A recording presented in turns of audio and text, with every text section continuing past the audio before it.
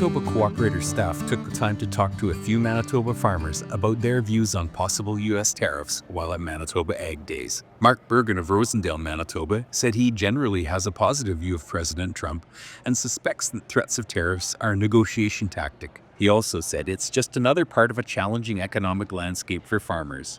We've had some serious ups and downs the last year anyway.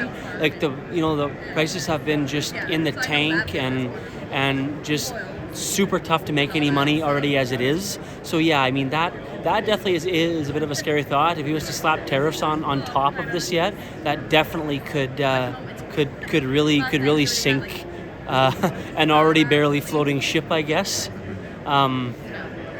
Yeah, they said I think he has a good enough relationship with Canada, though, to a certain extent, that I think he's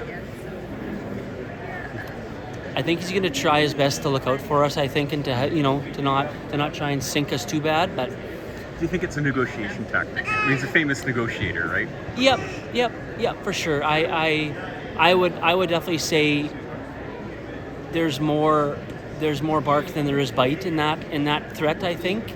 But at the same time,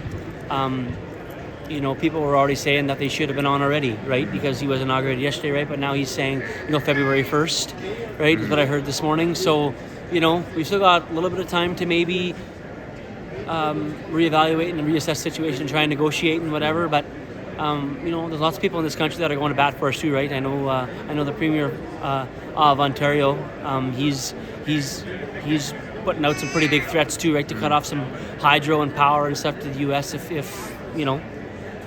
So I think that's going to help keep people in check. Albert Peters from northwest of Winkler said he was taking a wait-and-see attitude because the situation is impossible to predict. One way or the other, I think they'll get it figured out. I think it's a lot of bluster from Trump at the time.